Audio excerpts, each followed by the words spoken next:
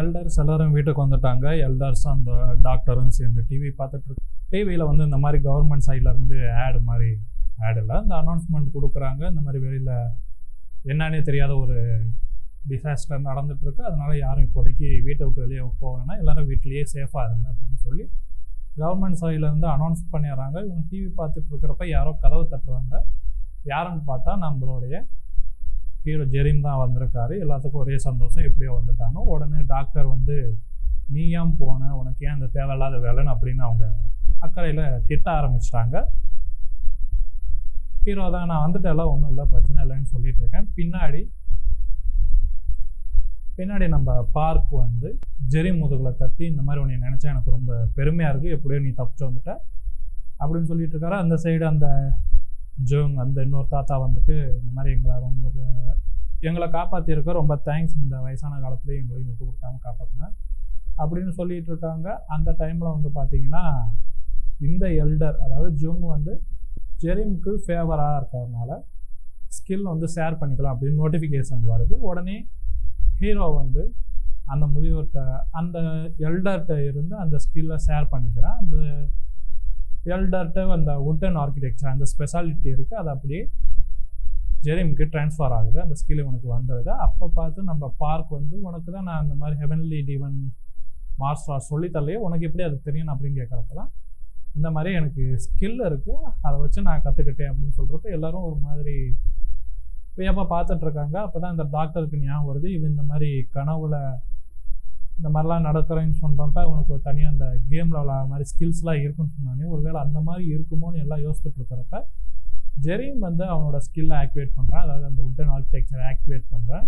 திடீர்னு நிலநடுக்கம் அந்த மாதிரி பூமியெல்லாம் ஆட ஆரம்பிக்குது. எல்லோரும் பயந்து போய் பார்த்துட்ருக்காங்க. அப்போ கீழே இருந்து வுட்டன் காலம்ஸ், பெரிய பெரிய காலம்ஸ் வந்து பூமியிலேருந்து வெளியில் வருது. அதை பார்த்தோன்னா எல்லாத்துக்கும் ஆச்சரியம்.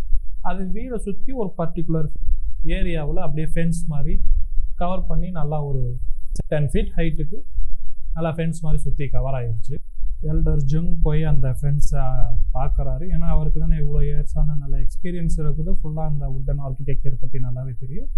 அந்த வுட்டை பார்க்குறப்ப இதுவரையும் அவர் லைஃப் டைமில் அந்த மாதிரி ஒரு வுட்டை பார்த்ததே இல்லை. ஸ்டீலை விட ரொம்ப ஸ்ட்ராங்காக இருக்குது. அப்படியே பார்த்துக்கிட்டு ஜெரீம் பார்க்குறப்ப இந்த மாதிரி உங்களோட ஸ்கில்லை வந்து நான் டிரான்ஸ்மிட் பண்ணிக்கிட்டு எனக்கு இருக்கிற பருவம் வந்து பார்த்திங்கன்னா டிரான்ஸ்மிட் யாரெல்லாம் எனக்கு ஃபேவராக இருக்காங்களோ அவங்கள்ட்ட இருக்கிற டேலண்ட்டை என்னால் எடுத்துக்க முடியும். இந்த மாதிரி உங்கள்கிட்ட இருந்து எடுத்துக்கிட்ட டேலண்ட்டை வச்சு தான் இது எல்லாத்தையுமே கொண்டாந்தேன் அப்படின்னு சொல்லிட்டு இருக்கிறப்ப அப்போ தான் பார்க்குக்கு புரியுது இவன் எப்படிக்கு அந்த ஹெவன்லி டீமன் அந்த மார்ஷல் ஆர்ட்ஸ் எப்படி இவனுக்கு தெரிஞ்சுக்கிட்டான் அப்படின்னு. அப்போ தான் அவருக்கு புரியுது.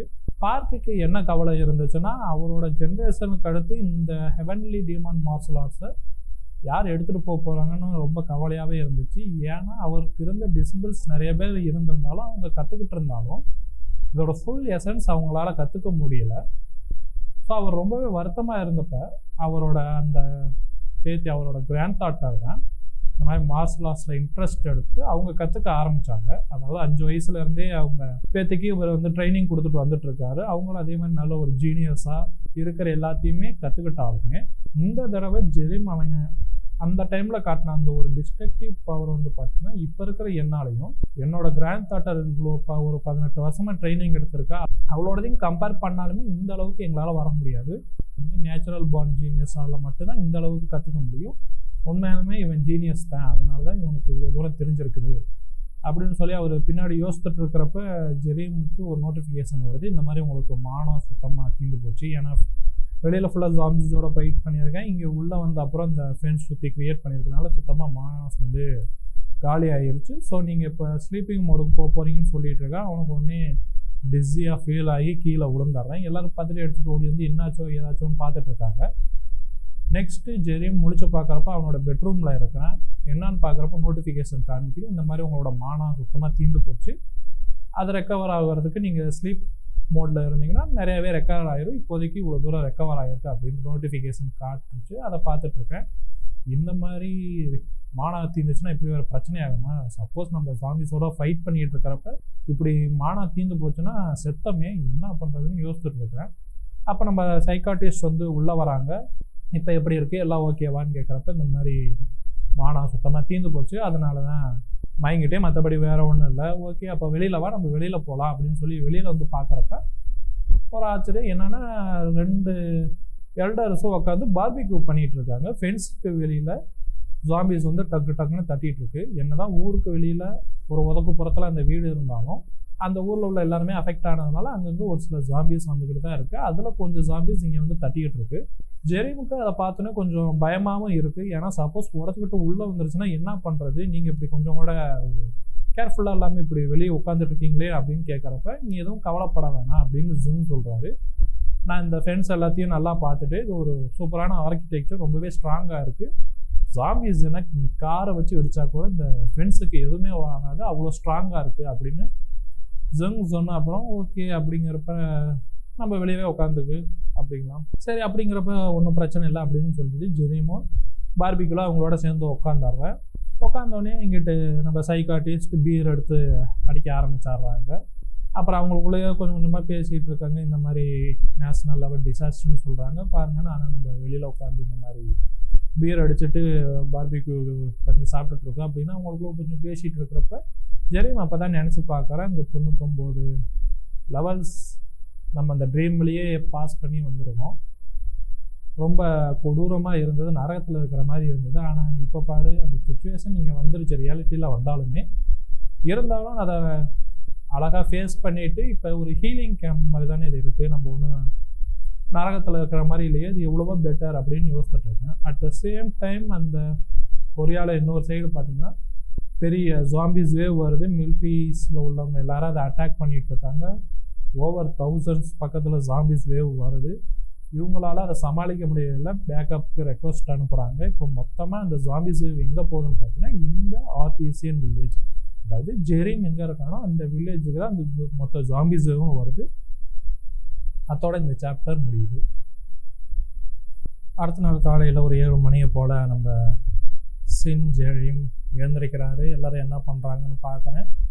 எல்டர்ஸ் ஒர்க் அவுட் பண்ணிவிட்டு அந்த எக்ஸசைஸ் பண்ணிகிட்டு இருக்காங்க. நம்ம சைக்காட்டிஸ்ட் ஓரமாக சேர் போட்டு உட்காந்து ஈஸி சேரில் உட்காந்து ரிலாக்ஸ் பண்ணிகிட்டு இருக்காங்க. அப்போ சின்னுக்கு ஒரு நோட்டிஃபிகேஷன் வருது, இந்த மாதிரி டே ஃபர்ஸ்ட்லேயே நீங்கள் வில்லேஜில் இருக்கிற ஒரு 3 எக்ஸ்பர்ட்டை காப்பாற்றுறதுனால உங்களுக்கு ஹிடன் போஸ்ட் வந்து சக்ஸஸ் ஆகிருச்சு, அதனால் உங்களுக்கு ஒரு எக்ஸ்ட்ரா ஸ்கில் தரோம் அப்படின்னு சொல்கிறாங்க. எக்ஸ்ட்ரா ஸ்கில் என்னன்னு பார்த்தீங்கன்னா நீங்கள் மானா யூஸ் பண்ணி யாரை பார்க்குறீங்களோ அவங்கள பற்றின டீட்டெயில்ஸ் உங்களுக்கு தெரியும் அப்படிங்கிற மாதிரியான ஒரு ஸ்கில். இவனு சரி ரொம்ப யூஸ்ஃபுல்லான ஸ்கில் தான் அப்படின்னு சொல்லிட்டு எல்டர்ஸ் 2 பேர்த்தையும் செக் பண்ணி பார்க்குறேன். அவங்களோட வயசு, அவங்க பேர், அவங்களுக்கு என்ன ஸ்பெஷாலிட்டியோ அதை காமிக்குது. அதே மாதிரி நம்ம சைக்காட்டிஸ்ட் மாரி யூஸ் பண்ணி பார்க்குறேன். நெக்ஸ்ட் அங்கே இருக்கிற டிவி, சோஃபா இந்த மாதிரி ஒவ்வொரு இதையும் யூஸ் பண்ணிட்டு பார்க்குறப்ப அதெல்லாம் அன்ரேட்டட் ஐட்டம் அப்படிங்கிற மாதிரி வருது. அப்போ அவன் வச்சிருந்த அந்த ஜுவல், அதாவது அந்த ஜாம்பிட்ட போட்டு தள்ளிட்டு அதிட்டேருந்து எடுத்த அந்த ஜுவல் மேலே யூஸ் பண்ணி பார்க்குறப்ப அந்த ஜுவல் வந்து இந்த மாதிரி ஐட்டம்ஸை வந்து ஸ்ட்ரென்தன் பண்ணக்கூடிய ஒரு போர்ஷன் மாதிரி இது. இதை யூஸ் பண்ணிங்கன்னா எது இதில் மேலே யூஸ் பண்ணுறீங்களோ அது இன்னும் ஸ்ட்ரென்த் ஆகும், அடுத்த லெவலுக்கு அப்கிரேட் ஆகும், அதுக்கு இது ஹெல்ப் பண்ணும் அப்படிங்கிற மாதிரியான ஒரு ஜுவல் தான் அது. அதை இவன் பார்த்துட்ருக்கேன் என்ன பண்ணலாம், இதை வச்சு எதை நம்ம எந்த இதுக்கு யூஸ் பண்ணலாம் அப்படின்னு பார்த்துட்ருக்கப்ப சைக்காட்டிஸ்ட் நம்ம டாக்டர் அங்கிட்டிருந்து வந்து என்னாச்சு அப்படின்னு கேட்குறப்ப இந்த மாதிரி டவுனில் எனக்கு இந்த ஜுவல் கிடச்சிச்சு, இது ஒரு ஸ்ட்ரென்தன் போர்ஷன், இது யார் எடுத்துக்கிறாங்களோ அவங்க ரொம்ப ஸ்ட்ராங் ஆயிடுவாங்க அப்படின்னு சொல்கிறப்ப அப்போ நீயே எடுத்துக்க வேண்டியதானே, என்ன யோசிச்சுட்ருக்க அப்படின்னு சொல்கிறப்ப அப்படியா சரி எனக்கு ஒரு வேலை இருக்குது நான் வெளியில் போயிட்டு வரேன் அப்படின்னு சொல்லிட்டு பைக் எடுத்துகிட்டு கிளம்ப போகிறேன். அதுக்கு நம்ம டாக்டர் வந்துட்டு நேற்று தானே நீ அப்படி மயங்கி விழுந்தா, இருந்தாலும் இப்போ எதுக்கு வெளியில் போகிற, ரெஸ்ட் எடுத்து இதெல்லாம் இப்போதைக்கு எதுவும் போக வேணான்னு சொல்கிறப்ப இல்லை எனக்கு ஒரு முக்கியமான வேலை இருக்குது அப்படின்னு சொல்லிட்டு சின் பைக் எடுத்துகிட்டு வெளியில் வந்தாங்க. வெளியில் வந்ததுக்கு என்ன மேட்ருன்னா அங்கே ஜாம்பி வேவ் வருது. இவன் ஆல்ரெடி 99 லெவல் வரையும் போயிருக்கேன். ஸோ இவனுக்கு அடுத்து நெக்ஸ்ட்டு என்னென்ன நடக்க போகுதுங்கிறத பற்றி நல்லாவே தெரியும். ஸோ இவனுக்கு அந்த ஜாம்பி வேவ் வரதை பற்றி தெரிஞ்சிருச்சு, அதை ஏதாச்சும் ஒரு பண்ணணும் அப்படிங்கிறதுக்காக இவன் அங்கேருந்து வெளியில் வரான். ஸ்ட்ரீட்டில் வந்துட்டு இருக்கப்போ ஃபுல்லாக ஜாம்பிஸ் இருக்குது. அவன் செயினை வச்சு அட்டாக் பண்ணிக்கிட்டே போயிட்டு இருக்கேன். இது வெறும் ட்ரெய்லர் தான், என்ன மெயின் பிக்சரே வரலையேன்னு அவனுக்குள்ளேயே அதை நினச்சிக்கிட்டு போயிட்டே இருக்கிறப்ப தூரத்தில் ஒரு வெடி சத்தம் இருக்குது. ஸோ ஃபைனலாக அந்த வேவ் பக்கத்தில் வந்துருச்சாட்ருக்கு அப்படின்னு சொல்லிட்டு காட்டுக்குள்ளே போகிறேன். காட்டுக்குள்ளே ஜாம்பிஸ் இருக்குது. இவன் அந்த ஜாம்பிஸை போட்டு தள்ளிக்கிட்டே நேராக மெயின் ரோட்டுக்கு போயிட்டுருக்கேன். மெயின் ரோட்டில் ஆல்ரெடி மிலிட்ரி டேங்கர்ஸ்லாம் ரெடியாக வச்சுட்டு வர ஜாம்பிஸை அட்டாக் பண்ணுறதுக்கு ரெடியாக இருக்காங்க. அதில் இருக்க முக்கியமான ஆஃபீஸர் இதில் இருக்கக்கூடிய அந்த பிளாக் ஜாம்பியை எப்படியாச்சும் நான் அதாவது சாக விடாமல் உயிரோட பிடிச்சிட்டேன்னா எனக்கு எப்படியும் ப்ரொமோஷன் வந்துடும் அப்படின்னு சொல்லிட்டு அந்த ஐடியாவில் வர ஜாம்பிஸ் எல்லாத்தையுமே கொண்டுருங்க, ஆனால் எனக்கு அந்த பிளாக் ஜாம்பி மட்டும் உயிரோட வேணும் அப்படின்னு சொல்லி கமெண்ட் பண்ணிட்டு இருக்காரு. ஜாம்பிஸ் எல்லாம் வர ஆரம்பிச்சிருச்சு. இவங்க இந்த சைடு வந்து அட்டாக் பண்ண ஆரம்பிச்சிட்டாங்க. எங்கள்கிட்ட டேங்கே இருக்குது, ஈஸியாக அந்த ஃபயர் பவர் வச்சு உங்க காலி பண்ணிடலாம் அப்படின்னா அந்த ஹையர் ஆஃபீஸர் ரொம்ப தலக்கணமாக இருக்காரு. அந்த டைமில் வானத்துலேருந்து திடீர்னு ஒரு பெரிய ஜாம்பி அந்த டேங்க் மேலே விழுது. டேங்க் மொத்தமாக நாஸ்தி ஆயிடுச்சு. அங்கே இருக்கிற எல்லா ஆஃபீஸர்ஸுக்குமே ஒரே ஆச்சரியம், இவ்வளோ பெரிய ஜாம்பி எப்படி வந்துச்சு என்ன அதுங்களாட்டி யோசிச்சுட்டு இருக்கிறப்ப எல்லாம் இந்த சைடு அதாவது ஜாம்பி வேவை அட்டாக் பண்ணாமல் இந்த பெரிய ஜாம்பிஸை கன் வச்சு ஃபயர் பண்ணிட்டு இருக்காங்க. ஆனால் ஒன்றுமே அதுக்கு ஆக மாட்டேங்குது. ஹையர் ஆஃபீஸர் உடனே டேங்க் வச்சு அதை அட்டாக் பண்ணணும்னு சொல்கிறப்ப பெரிய ஜாம்பியாக இருந்தாலும் ரொம்ப ஃபாஸ்ட்டாக இருக்குது, இருக்கிற எல்லா டேங்க்கையும் போட்டு தள்ளிடுது. அதே நேரத்தில் இந்த சைடு இவங்க கவனம் பண்ணாங்க, வேவ் சைடு வந்து இவங்க பார்க்காதனால அங்கிட்ட இருந்த மற்ற ஜாம்பிஸ் எல்லாம் வந்துருச்சு. மொத்தமாக அங்கே இருக்கிற எல்லா ஆஃபீஸர்ஸுமே அது போட்டு தள்ளிடுது. கரெக்டாக இது முடிஞ்ச அப்புறம் தான் நம்ம சீன் அந்த இடத்துக்கு வரேன், வந்து பார்க்குறேன். ஸோ இவ்வளோ தூரம் இந்த ஜாம்பிஸ் வந்துருச்சு, ஆல்ரெடி இவங்களையும் போட்டு தள்ளிடுச்சாட்டிருக்கு. என்னதான் நம்ம ட்ரீமில் பார்த்து நமக்கு ஓரளவு தெரிஞ்சிருந்தாலும் இது ரொம்ப ரியாலிட்டியில் இருக்கிறப்ப இது ரொம்ப ஃபாஸ்ட்டாகவே நடக்குது. சேம் விஷயம் தான், பட் இந்த டைமில் இவ்வளோ தூரம் நடந்துருக்கக்கூடாது, ஆனால் இது ரொம்ப ஃபாஸ்ட்டாகவே நடக்குதுன்னு அவனுக்கு புரியுது. அதே நேரம் அவனோட கனவுல இந்த இடத்துல வெறும் 5 ஸ்ட்ராங்கான ஜாம்பி தான் இருக்கணும், ஆனால் அதுக்கு பதிலாக இங்கே 10 ஜாம்பிஸ் அந்த ஸ்ட்ராங்கான ஜாம்பிஸ் இருக்கு. அதோட இந்த பெரிய ஜாம்பி ஒன்று வந்துருக்குது அப்படின்னு அதை பற்றி யோசிச்சுட்டு இருக்கேன். அந்த இடத்துல இருந்து அவன் பைக் எடுத்துகிட்டு ஊருக்குள்ளே போகிறேன். நம்மள்ட்ட இப்போதைக்கு நம்ம மார்ஷல் ஆர்ட்ஸ் மற்ற ஸ்கில்ஸ்லாம் இருக்குது, பட் மார்ஷல் ஆர்ட்ஸை நம்ம யூஸ் பண்ணோம்னா நம்மளோட மானாவை ரொம்பவே கன்சியூம் பண்ணோம். நம்ம ஃபைட் பண்ணிகிட்டு இருக்கிறப்ப மானா மொத்தமாக தீர்ந்து போயிட்டோம்னா நம்ம மயக்கம் போட்டுரும், ஈஸியாக நம்மளை போட்டு தள்ளிடும். ஸோ அடிஷ்னலாக வேறு ஏதாச்சும் ப்ரிப்பரேஷன் பண்ணணும் அப்படின்னு சொல்லிட்டு யோசித்துக்கிட்டு அவங்க ஊரில் இந்த மாதிரி இயர்லி ஒன்ஸ் அந்த ஃபயர் ஒர்க்ஸ்லாம் ஒரு இடத்துல வச்சு நடத்துவாங்க. அந்த இடத்துல இன்னும் கொஞ்சம் ஃபயர் ஒர்க்ஸ்லாம் மிச்சம் இருக்கும், அது நமக்கு யூஸ் ஆகும்னு சொல்லிட்டு அந்த இடத்துக்கு போகிறேன். ஒரு வாட்டர் பாடி பக்கத்தில் ஓரத்தில் ஒரு போட் இருக்குது. அந்த போட்டில் போய் பார்க்குறப்ப அந்த மாதிரி ஃபயர் ஒர்க்ஸ் கொஞ்சம் மிச்சம் இருக்குது. இதை கொஞ்சம் ரெடி பண்ணோம்னா போதும், நமக்கு ஏற்ற மாதிரி யூஸ் பண்ணிக்கலாம் அப்படின்னு சொல்லிட்டு அங்கே எல்லாம் ரெடி பண்ணி வச்சுக்கிட்டு இவன் நேராக அந்த ஸ்ட்ரீட்டோட வில்லேஜோட என்ட்ரன்ஸில் ஸ்டார்டிங்கில் இருக்க பில்டிங் டாப்பில் போய் நின்றுறேன்.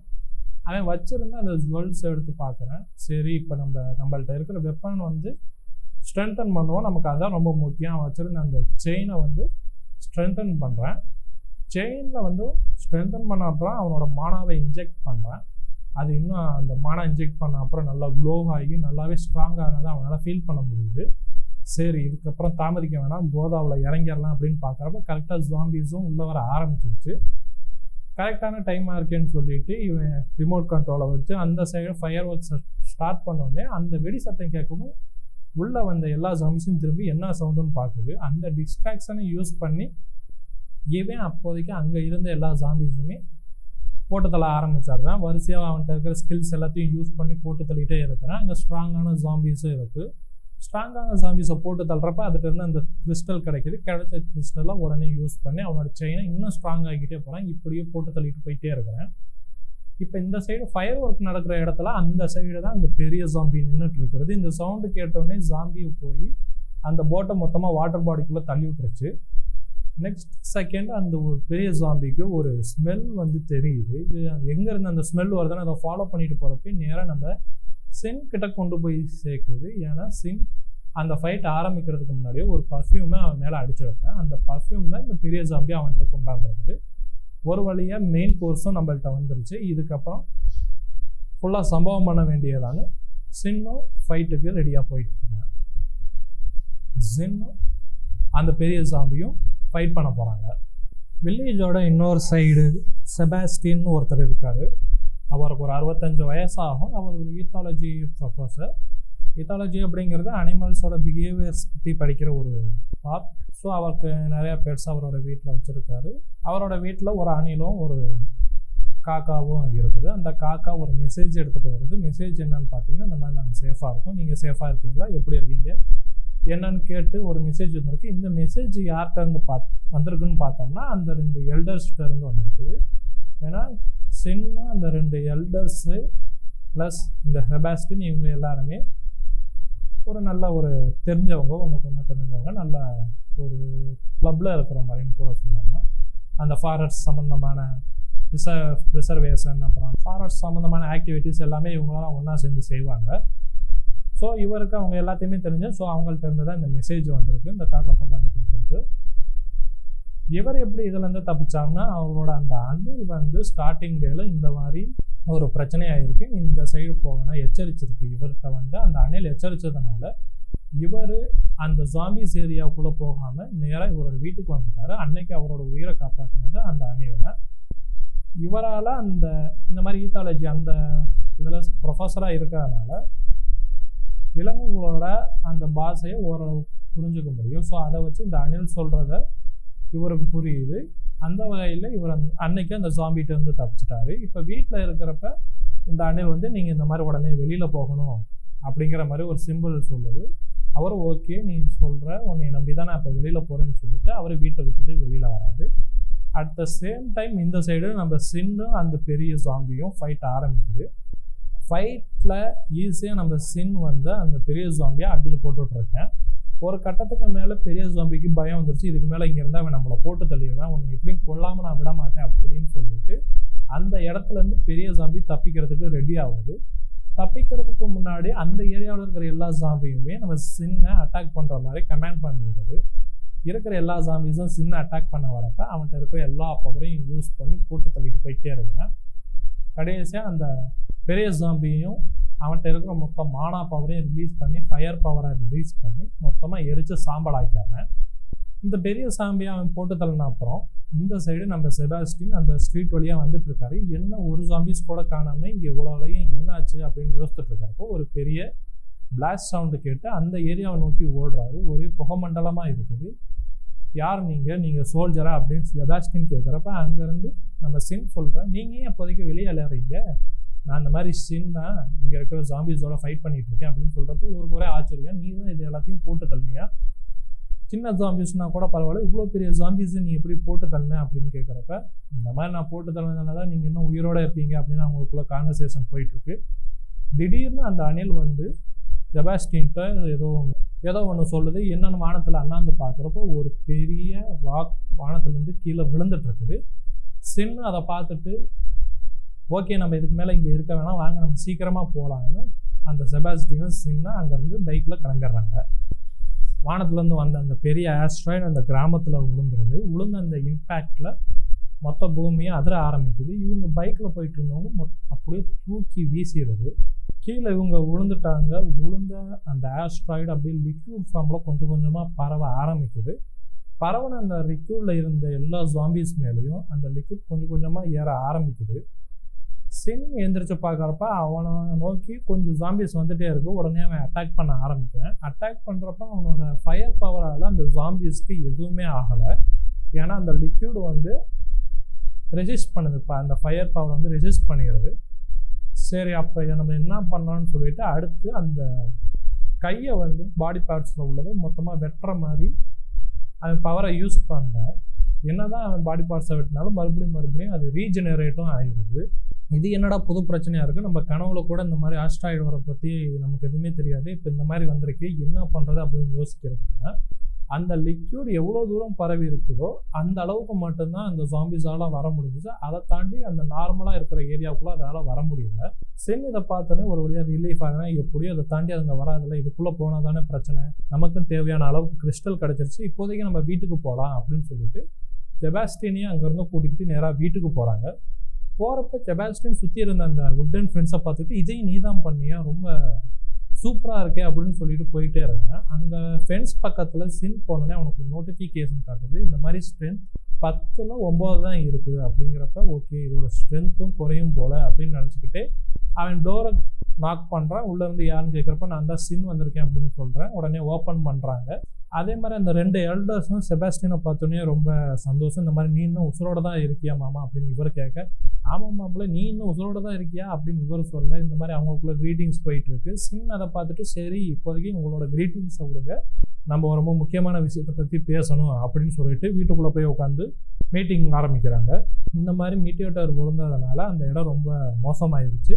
அதாவது அந்த ஜாம்பிஸ்க்கு எந்த மாதிரி ஆச்சு, அதோட அந்த இதை விட்டு ஜாம்பிஸால் வெளியே வர முடியாது, ரொம்ப ரீஜெனரேட்டிவ் பவர் இருக்குது. இந்த மாதிரி அவனுக்கு என்னென்னலாம் தெரியுமோ எல்லாத்தையும் அங்கே இருக்கிறவங்கள்ட்ட எல்லாம் சொல்லிட்டு இருக்கிறேன். இப்போ என்ன பிரச்சனைனா, முன்னாடி அது ரொம்ப ரெசிடென்ஷியல் ஏரியா, அந்த இடத்துல நிறைய சர்வைவர்ஸ் இருக்காங்க. இப்போ இந்த மாதிரி லிக்யூட் ஃபார்ம் வந்ததுனால ஜாம்பிஸ் அந்த இடத்துல இருக்கிறது அப்கிரேட் ஆகிடுச்சு. அதே நேரத்தில் அந்த இடத்துக்குள்ளே இவங்களால போய் ரெஸ்கியூவும் பண்ண முடியாது, சர்வைவர்ஸ்க்கு ஃபுட்டும் தர முடியாது. என்ன பண்ணலாம் அப்படின்னு யோசிக்கிறப்ப செபாஸ்டியன் சொல்கிறாரு, இந்த மாதிரி என்னோட அந்த காக்காங்களாம் இருக்கிறது தெரியும்ல, அதுங்க நமக்கு யூஸ் ஆகும்னு சொல்கிறப்ப பார்க் சொல்கிறேன், ஆமாம், உன்னோட காக்காவோட காலில் நம்ம ஃபுட்டு கட்டி விட்டோம்னா அது நேராக சர்வைவர்ஸ்க்கு போய் டெலிவரி பண்ணிடும். ஸோ இப்போதைக்கு அவங்களால அதை வச்சு சமாளிச்சுக்க முடியும்ல, இப்போ அதெல்லாம் எங்கே இருக்குது அப்படின்னு கேட்குறப்ப செபாஸ்டியன் சொல்கிறேன், அதான் பிரச்சனை. ஏன்னா அது எல்லாருமே என்னோட வீட்டில் இருக்குது, என்னோட வீட்டை சுற்றி இப்போ அந்த லிக்யூட் ஃபார்மும் இருக்கிறதுனால அந்த இடத்துக்கு போகிறது ரொம்பவே கஷ்டம் அப்படின்னு சொல்லிட்டு இருக்கப்ப சின்னும் ரொம்ப யோசிச்சுட்டு இருக்கேன். இப்போ நம்ம அதுக்குள்ளே போனோம்னா அங்கே இருக்கிற ஜாம்பிஸ் எல்லாத்தையும் போட்டு தள்ளுறது ரொம்பவே கஷ்டம். அங்கேருந்து நான் சாகாமல் வர்றது ரொம்ப லக்கான ஒரு இது தான்.